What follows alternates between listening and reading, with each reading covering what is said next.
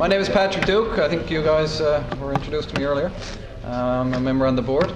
It's my pleasure to introduce the next speaker, but what I want to do first is to just remind everybody, please, if you have cell phones, would you mind putting them on vibrate or turn them off? Secondly, I want to talk a little bit about our next thing after the speaker, and that's our annual general meeting.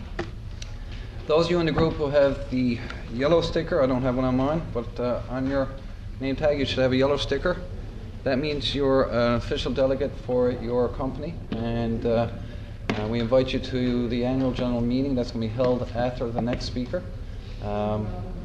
Those of you who do not have the yellow sticker on your thing, you're still welcome to attend. However, what we're also going to do is we're going to open up the exhibitors booth. What the AGM will consist of basically is we're going to review minutes from last meeting. We'll go over our financial statements. We're going to be electing or potentially electing new candidates to our board. So if you have a yellow lapel on your sticker, you're welcome to come to that meeting and take part. You have the right, obviously, to vote and to nominate anybody from the floor for the type of things. So what we're going to do, like I said, is those that do not wish to come to that, we're going to open up the exhibitors forum, so you're welcome to go out there. And what we're going to do at, I believe it's 5 o'clock, we're going to have an exhibitors wine and cheese. As you saw, if those of you got a schedule when you registered, you got also a schedule of the buses. The first bus is going to leave around 5:20, okay, and every 20 minutes after that. So again, it'll take you to whatever hotel you go through, and let's make a circle throughout the whole community. Again, tonight also what we'll have when we get back, we'll be at the Gander Hotel, and I believe it's in Salon A, and we'll have our greet and grub. And what we're going to do there, obviously, is we'll have food for you, as well as some entertainment afterwards. We have the local Lions Club, I believe. They're coming in, they're performing casino night for us. It's a great bit of fun. Those of you who've been here before and experienced it, I'm sure you remember. It's a great bit of fun. Those of you that are new, basically what it's going to be, we'll have play money, but it's going to be a live casino, and all different types of games, and games of chance, you know, that type of thing. So it's a grand bit of fun. And we'll be giving away some prizes, and we'll also be making a donation to the local Lions Club, I believe. All right, let's see if I make sure it's ready.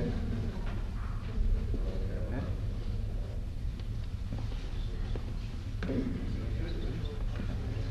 All right, so our next speaker, it's my pleasure to introduce. It's Molson's Coors, Canada. It's the St. John's Brewery. It's the Rosh Committee along with the Health and Safety Manager. And we really don't know what they're going to do with some type of skit. It's based around safety culture and what they've done at the brewery over the last couple of years to change the safety culture. So it should be a very interesting skit. And I'll just go through it there and say it. The term safety culture is widely used in all sectors of business today. Now we're entering into year 3. The team will show the steps taken along with the way and how the journey has expanded into other areas of the brewery. So with that, I'd like to introduce Kevin. Kevin is going to come out and his team, and they're going to provide you with how they went through this jury. So Kevin? So what we're going to do today, we're going to have a little bit of fun as well. Our presentation is a little bit different from your normal PowerPoint presentation. The reason why there was no name attached to the presentation is because our team is here doing it today. So I'd like to, the rest of the team, if they could come on out just for a second. What we're going to do today, we've got a point about cultural safety. And the last number of years you've been hearing that word culture pop up a lot. And it has to do a lot with behavior-based safety. But today, the point that we're going to talk to is on culture-based. So everybody knows my name is Kevin. And this is our team right here. Hi, I'm Laura. Hi, I'm Dave. Hi, I'm Mark. So what we're going to do today, at the beginning of it, we're going to go through a couple of phases. I'm going to take you through the technical side of our training for cultural change. And the rest of the team are going to take you through the real life experiences and examples that we've done in the St. John's Brewery over the last couple of years.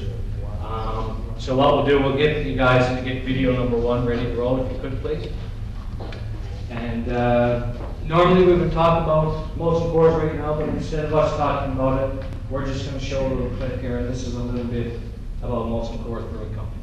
I'm here today to start off by listing off the phases. Start with phase 1 is to enlist and educate leaders. Phase 2 is to go and assess your culture. Phase 3 is to drive change from grassroots. And phase 4 is to generate culture-based projects. Okay, thanks, Dave. You're welcome. So, what I'm going to do now, I'm going to go through phase number 1 with you right now quickly. And then I want to take some time and I'm going to go over the different concepts and some of the tools that we're using right now for our cultural change. And then that's going to take probably about 20 or 25 minutes. And then the rest of the team, they'll go through phases 3 and 4. So, undereducate and enlist leaders. Most people would think that our leaders, this day and age, would say our brewery management team, our union executive, team leaders, people like that. But what we wanted to do, we wanted to find our informal leaders. So they are the people who are out on the floor, who are active in job and also socially as well.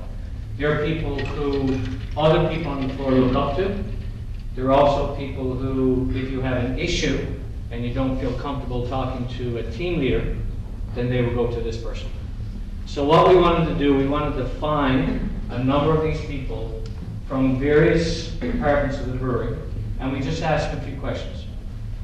We did a people survey a couple of years ago. We actually do them every year, but the last one I think was 2 years ago since we've done them.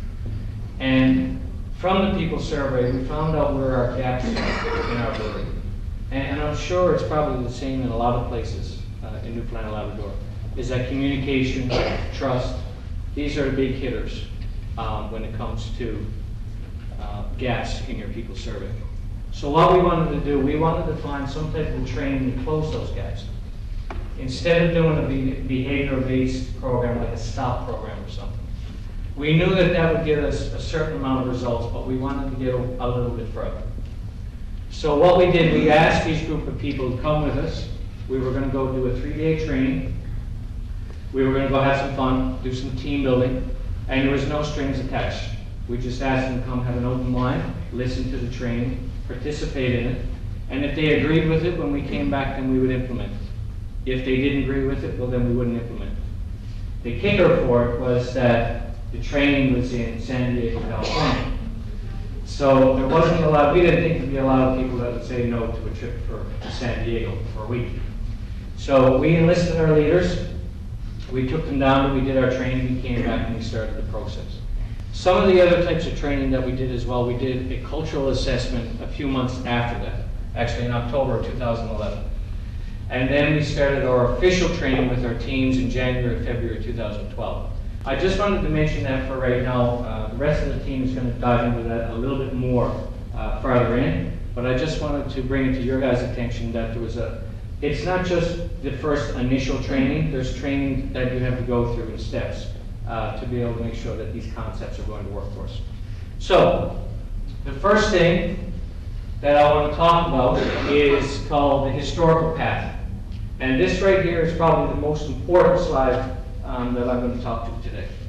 And the reason why it's most important, because this is going to show how safety culture can fall into, or actually slide into, over the last 100 years of how safety has been managed. And if you take a look at it, you see that there's engineering, there's enforcement, education, behavior-based, and cultural change. So, if we look at the first one, engineering, I think everybody would understand that with machinery, back 20, 30, 40 years ago, we started putting guards on things because of accidents. And once you start putting guards on that, then the accidents started to come down. Because of putting guards on machinery and stuff like that, that would fall into category number 2, under enforcement. Now that you have the guards on, there's going to be more policies and procedures put in place. So it was the writing of the policies and procedures, rolling them out, put them in place, and making sure that they continue on. After that, Obviously, with new policies and procedures, people are going to need to be trained. They're needing to be trained on these machines properly, and also with the policies and procedures as well. So that's the first three. And in our safety, we call that the 3 E's, correct? 3 E's, I'm sorry. So the last two is on behavior-based and cultural change, and they're the two that I want to concentrate on. The last 15 or 20 years or so, a lot of corporations have started to talk about behavior-based. And as I mentioned before, the STOP program is probably the most recognizable one. And basically what that is worker A notices worker B, and then they provide feedback. Whether that feedback is positive or negative is not really the concern. But the concern is that it's an individual basis, one employee with the other one. So with cultural change, how does cultural change come into this flow? Cultural change comes into this flow, and I think it's the most important one, is because after you deal with individuals, now we want to deal with how groups and organizations behave. Because with individuals, you will get your results that you want from a behavior-based program. But with cultural change, we wanted to go a little bit deeper. We wanted to go into the organizations and the groups. And what I mean by groups, it's not necessarily union management. In our brewery, we have a number of different departments, so it could be the brewing department and our warehouse department. And we wanted to see how those two could interact. So, I want to use the analogy of cultural change with a stew and a broth. And this right here is a slide of the safety program in a positive culture. And as you can see right here in the middle, your safety program is your ingredients. So that's your stew. And then on the outside, right here, would be your broth. It's funny, Judy was talking about technology earlier. Our technology is not working for us right now because there's supposed to be a number of issues on the side here, but I'll fill them in for you. So, if you have policies and procedures, just like ingredients for a stew, if they're a wholesome stew, and your policies and procedures are well written and they're in place and they're being followed, then naturally your broth is going to be a good broth. It's going to be a positive broth. And some of the things that you will get out of a positive broth is engagement, commitment, trust, good communication. But if you look at a safety program, I'm sorry, they're there right now. If you look at a safety program in a negative culture, say for example right here, when we're talking about our policies and procedures again, but they're not well written, or they're not being adhered to, or maybe there's a double standard, then you're going to get a broth that's rancid, or it's negative. And some of the things that you're going to get from that are no accountability, a lack of concern, numbers over people, double standards. So that's the analogy that I wanted to use to kind of demonstrate why safety culture needs to be put into organizations as well. So following on with that, let's talk about the definition of organizational culture. Culture is our set of basic assumptions and beliefs about reality. Culture influences or determines the way we make decisions, the way we feel, the way we think, and the way we act.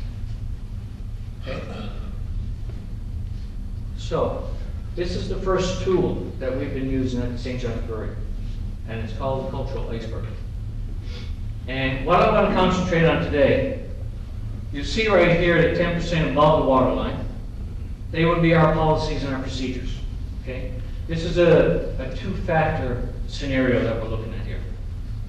One is your policies and procedures, which we call your visible culture. So anybody who walks in off the street into the brewery will be able to actually see these. So they would be your health and safety policy that's posted. Underneath the waterline, there's 90%, and that's what we call our invisible culture. Okay. Invisible culture consists of norms, assumptions, and beliefs. So those groups that I was talking about before in an organization, a different group has different norms and different assumptions. So if I just go back to the definition of organizational culture, I just want to use an analogy.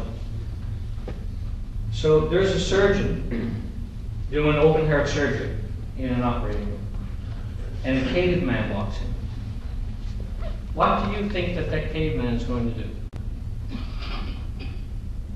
Underneath his assumption or his norms, his beliefs, he either sees that this is either murder, does he see that it's dinner, or is this a sacrifice, or what is it? He doesn't know.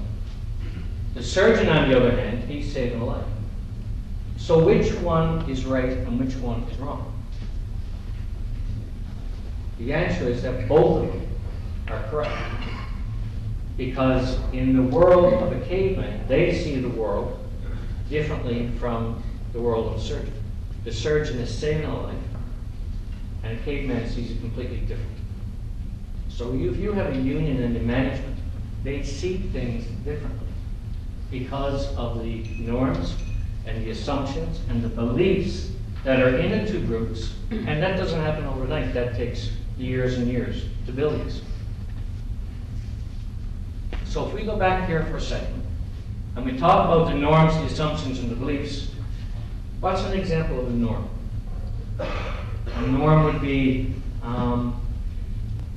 it's not necessary to go to the SEEK meeting today because it doesn't pertain to my job. Or, I don't have to use that ladder there because there's a table right there. Everybody has heard that term before. When does safety happen? It happens at 3 a.m. when no one's looking. So that's what a norm is. That's in your culture. What about an assumption? An example of an assumption, it's never going to happen to me. It's only going to take a second. I'll never get hurt. I know that everybody's heard that before. And they are assumptions and norms that come out of the group. Okay? So, norms. They're the group's expectations or invisible rules that influence individual behaviors. Individuals that are in a group. The most powerful influence on safety behavior, and they also supersede formal policies, procedures, and rewards. Under assumptions are explanations of how the world works. They're deeper than norms, and they're formed by experience or inherited as the way things work. So in a group atmosphere, it's the way that things work over years and years and years. So if we go back to, this here is an iceberg that we actually did at the St. John's Brewery. And I want to take a few minutes to walk this through with you, just to make sure that the invisible and visible cultures that I'm talking about are clear. So, up on top we have 10%, which is the visible culture. This is the stuff that you would see when you walk inside the brewery. And they are, one of the policies is to a glove policy that we have on our packaging floor. And that policy is that you have to wear gloves at all times because we are dealing with glass. So if we look underneath the waterline, what are some of the norms? And the question that I would ask you is that it's okay not to follow the new policy on gloves when. So some of the norms would be, it's okay not to when there's none available, when there's no team leader around or supervisor. We call them team leaders at work. It's only going to take a second. They don't fit. It's too far away. So these are some of the norms that come out of the group of people working in our packaging. What are some of the assumptions? And the assumptions, the easiest way to remember assumption is just to say the word because. So it's okay not to because it's not that important. I won't get in trouble. Nothing can happen in a few minutes. I'm not going to get hurt. Stuff like that. So this is where the norms and assumptions of a particular group, these are the invisible things that you cannot see. They are people's beliefs. It's not written on their chest, it's not written on their back. It's just what's up here, and it's part of their culture, that group. The next tool I want to talk about is the cycle of mistrust. And this here is a tool that we can use to find out how mistrust becomes into our regular lives. And basically what it is that mistrust can happen just like that, for no particular reason, and then it can continue to fester if it's not stopped in immediate fashion. So as you can see here, we have an us and a them. And you guys can pick any groups you want for the us and them. It could be management, it could be union, it could be packaging, it could be brewing, it can be one person or another person. But you have to have the two. So, underneath the us, and we're going to go from 1 to right around the whole circle. So if we start out with number 1, a negative action observed. The us person sees a negative action. Because of that, they form a negative assumption from it. And with that, it takes protective action. So what I'm going to do, I'm going to give you an example. I'm the EH&S manager for the St. John's Brewery. If I walk into the packaging, into the line, and I notice somebody who's got their safety glasses out up here above their head. So I walk in, I'm actually on my way somewhere, I'm focused, I've got to get to a certain spot. And I glance over and I see this person that has their glasses on top. And I just take a glance at them and then I keep walking. So say I'm the us, and the operator that has the glasses up here is the them. So what's my first negative action? My first negative action is that the glasses are on his head, he or she's head, and not where they're supposed to be. The second one, how do I form a negative assumption? My negative assumption there would be, maybe he just doesn't believe in safety. Maybe he doesn't care about safety. Maybe he doesn't care about his eyes. But that's my negative assumption of that. What about taking some protective action? I just keep walking. I don't stop and say you should put your glasses on. I just keep walking. So there are 3 things. The observation, I saw the glasses. The assumption, he doesn't care. And then the protective action, I keep walking away. And that could happen 100 times a day, especially in a large organization. So let's take a look over here from 4, 5, and 6, underneath them. What's the negative action that person is going to see? They're going to see that their EH&S manager just walked by them and never said a thing. What's the negative? Well, I'm sorry, the action is that they just walked by. What's the assumption? He's the EH&S manager. Why didn't he stop? Why didn't he correct the negative action? Maybe he doesn't care either. And then the protective action that he might take, well, Kevin doesn't know. Why would I bother? I'm not going to talk to Kevin about safety anymore. And see how that can just go around and around? So it starts over here with what I saw, and it ends right here with the employee taking an action that I'm not going to talk to Kevin about safety. And that can go around as easy as that, and it can happen in a split second.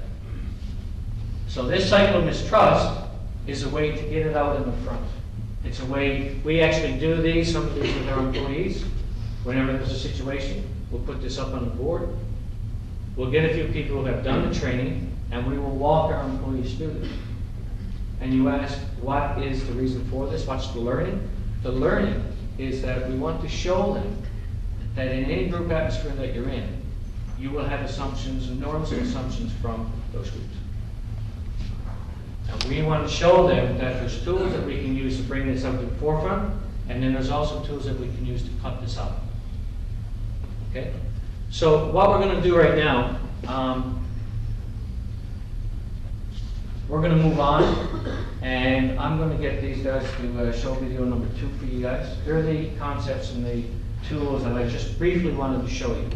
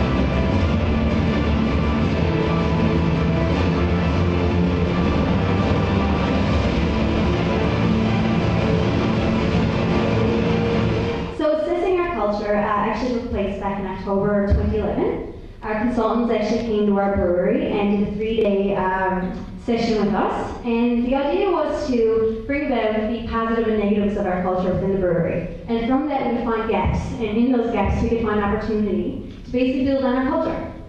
So on day one, what we did is the Joint Occupational Health and Safety Committee, as well as the Labor Management Committee within the brewery, met with our consultant and just basically did an overview of grassroots and what assessing our culture really meant. So on day two, what they did is they actually had the consultant do a 50-question survey, and basically these questions were all about assessing our culture. So they did those over 3 sessions so that all employees, management, union, and salaried employees had the opportunity to get involved. So we actually had some great feedback from that and a lot of involvement. And the nice thing about it is we actually had handheld devices, and those devices allowed for instant feedback. So if the consultant asked a question, within seconds everyone would answer, and we already know what the answer to that question was. It was also even being able to be broken down, like what employees in the union thought, employees salary, or management. So there's lots of ways to look at the statistics. And so that basically completed day 2.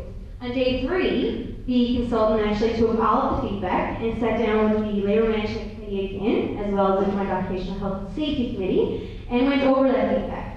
So, of course, it gives everyone an opportunity to sit back and say, okay, so what's really going on here? So what that did was actually, you can actually look at this later, we will have a poster so you can actually read it. But this is many different ideas that came as feedback that day. And so what we did is we built what we call a mind map. So Kevin kind of spoke to that quickly. So anyway, this is basically a very resourceful thing that comes from what we did, and actually allowed us to build on the projects we did as teams. So it was very beneficial training to learn about the culture of our brewery. Electrician to the boiler room. Electrician to the boiler room. That page forever, stop. Electrician to the boiler room. There you go, starts the job on this page. Put the ladder away. It's a safety What was that in a hazard. minute, It bud? only takes a minute for someone to get hurt.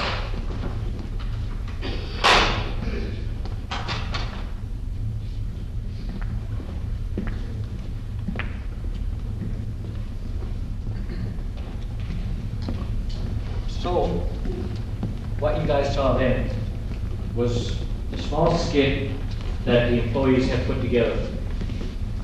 And they were actually from our grassroots team number 1. So what I'm going to do right now, I'm going to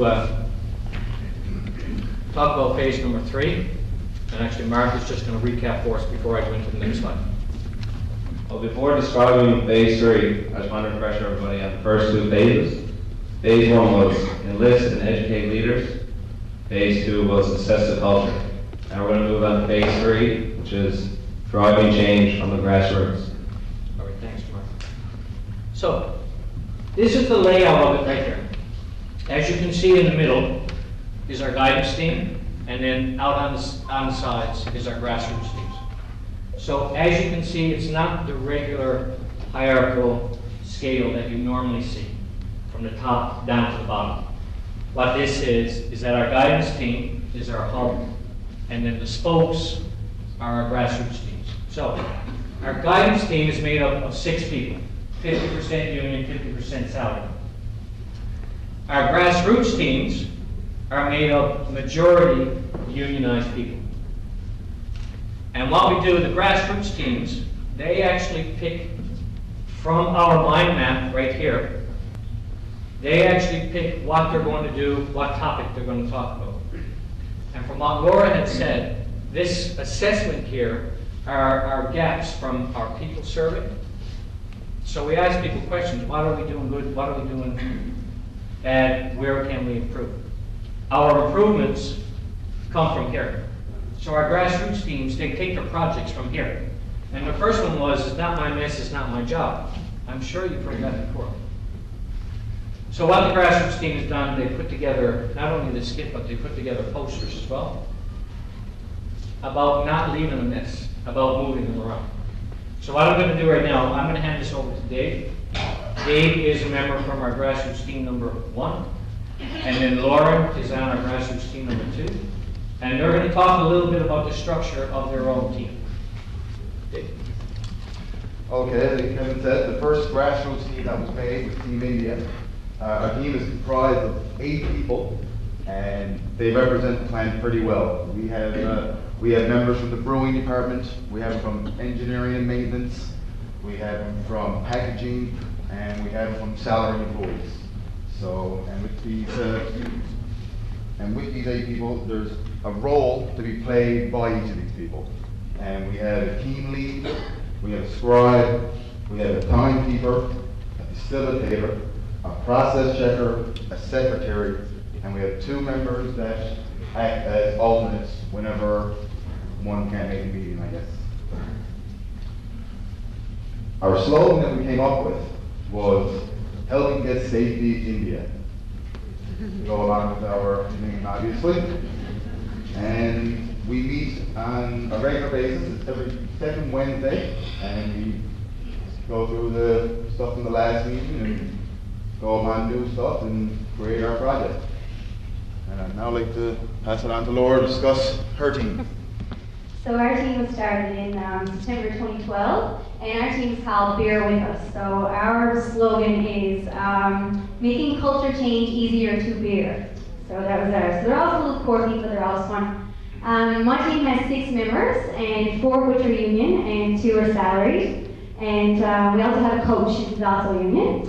Once again, like Dave said, pretty much competitive. They are from different departments and stuff. So it gives you a different idea of, and a different set of eyes, from each person kind of thing. So it's a great thing to be part of, because I'm actually a salaried employee, so I don't get to understand the union side as much. It gives everyone, just more perspective on, what everyone else sees within the brewery. So that in itself is a great opportunity when it comes to culture change and to be part of that. What else can I tell you about it?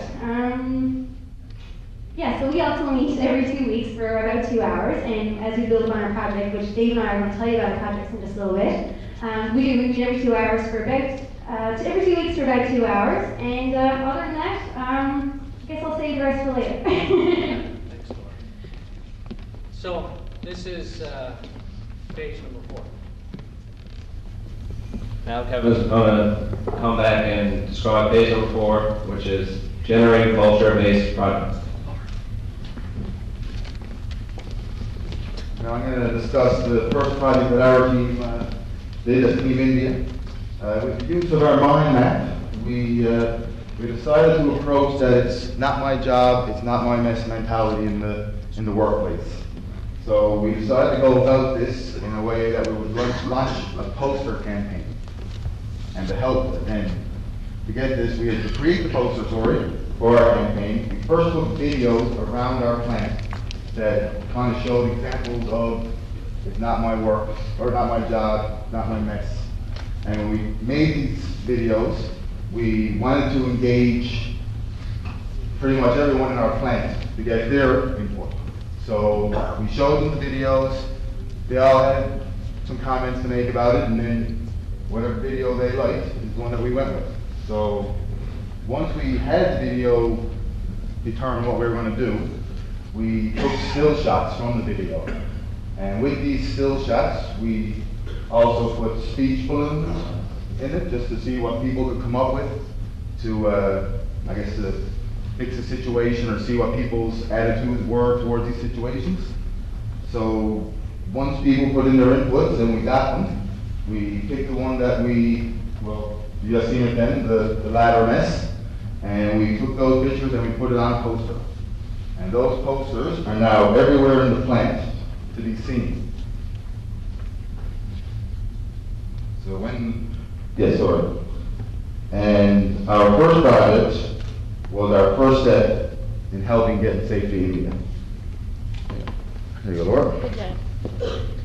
So our project actually came from the mind map, and one of the things that we felt strongest about was actually around cell phones. So I'm sure you could all probably relate in your own businesses and companies.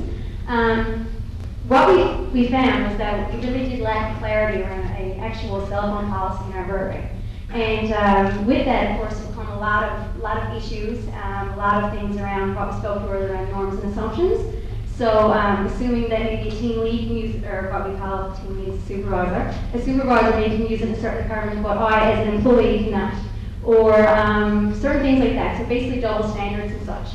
So with the way the technology is today, just in our regular social lives and regular lives, and just all throughout everything, I mean technology is something we've become so dependent on. But when it comes to safety in the workplace, we really felt, yeah, we really need to do something about this, and we need to control it, because we don't want an incident due to something over a cell phone. So we actually consulted with Kevin, our health and safety manager, as well as the legislation side of things and everything, because there is things about legislation around the fact that you can't actually tell someone that you can't carry a cell phone. So what it ended up being was something we thought would be black and white. We'll put a cell phone policy in, we'll have no issues in regards to you can use a cell phone here, but you can't use it here. But it ended up being something much bigger than that, and people really got involved with it because they realized, hey, I'm not going to be able to use my cell phone, so I'm not going to be able to be reached in case of emergency by family members. So what we actually ended up doing was developing a policy, and we developed what we call as our emergency contact list. So what that is a definite number and a sequence of numbers that a family member could call if there was an issue at home, and that would give the employees within the brewery working certainty that they could be reached. So we're actually in the implementation phases of that now, and we're all really excited about it and backing it up, because the dependency on technology is not something that you want to risk your life over. So yeah, we're really excited about that, and we'll let you know how it goes. If anybody wants to follow up in a couple of weeks, we'll let you know. So, Great. on you, Kevin. Thanks, Laura. So the last slide here is the Dave and Laura talked about their projects that they were doing. And this here is the 7-step process that they use to, first of all, pick which topic they're going to talk about, which project they're going to dive into. And just briefly going through it, so it's the identification of key issues and cultural issues. And these are the ones that are right here on our mind maps. There's the ones that we've heard from our employees that we need to work on. Second one, key issues prioritized. So they might pick, say, 7 or 8. Because on team number 1, there's 8 people, on team number 2, there's 6 people. So they will pick maybe 7 or 8 different projects. And then what they do, then they prioritize it. And they narrow down which one is the one that they want to work on. Number 3, problem definition. So that's where all their heads get together and they come up with one definition of their project, so everybody's on the same page. Number 4, number 5, the cultural iceberg that I went through with you guys, and also the cycle mistrust that we went through. They do that as well. Then they do a brainstorming solutions and they develop their action plan. So what they want to do, they come up with scenarios of what they might want to do and how they're going to present it. And then after that, they complete a project specification form. On that form is when the guidance team comes in, the grassroots team pitch their project to the guidance team. And the guidance team will say either yes or no to it. Yes, it's a good idea. No, maybe you might want to move this or move that around. And then also they'll ask for authorization from the guidance team. And that ranges from a 1 to a 5. A 1 would be that every step that the grassroots team made, that they actually had to run it by the guidance team. Authorization 5 is the complete opposite. They have full reign on their project. And there's things that come in, such as legislation. So if there's some legislation that they need to know about, they'll come ask me about it. So we can't really give them an authorization of 5. I do believe we get both of our first teams authorization of 4. So that and there says that we trust them, we're looking forward to the project, and it was a mutual respect that we were building between the guidance team and grassroots. So that's it in a nutshell. We started this process in July of 2011 with our consultants from the training course. This is a 5 to 7 year journey. This doesn't happen overnight. You will not see results just like that. Are there bumps in the road? Absolutely there. But we started it, it's almost 2 years now, we're going into year number 3. And our culture is starting to change, it has not changed yet. We have our training in place, we've got our teams in place, we've got a couple of projects underneath our belt, but we got to continue. And our last slide is that our journey will continue. So what I want to do right now, I'm going to ask the rest of the team to come out. As Laura just said, they are putting together a cell phone policy. And I know that in Canada and all Molson Coors Brewery Corporation, there has never been a group of unionized employees put together a policy or procedure. It's always been management, and then we roll it out or push it down to our employees. But team number 2 is putting together that for us right now, so we're actually very excited about it.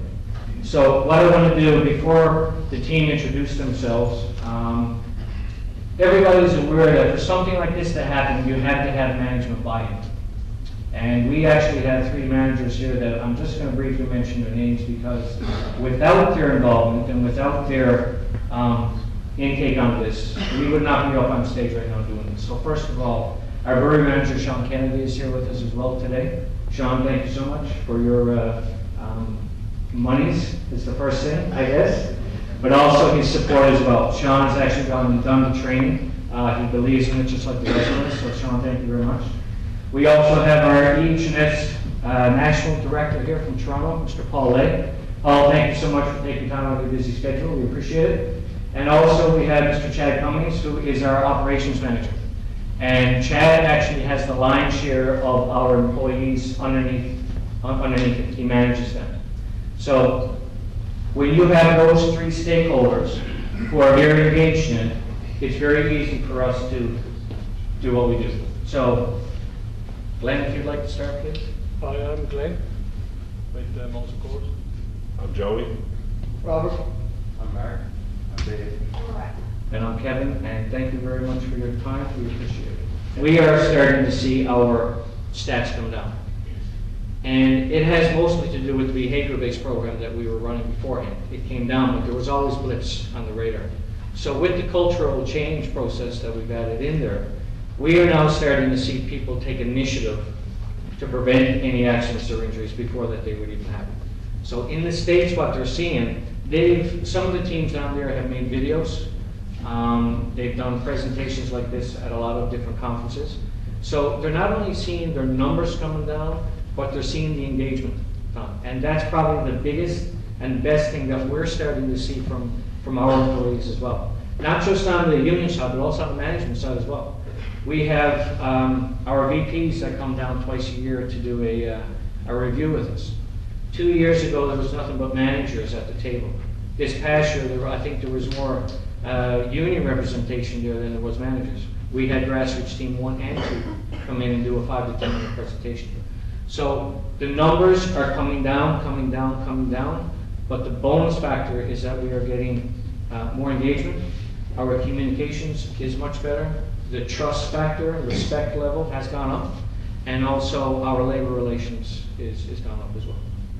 Well, it goes without saying that all goes hand in hand, and certainly like breaking it down to your grassroots teams, you can see the benefit there, not just the unionized and the salary employees working together.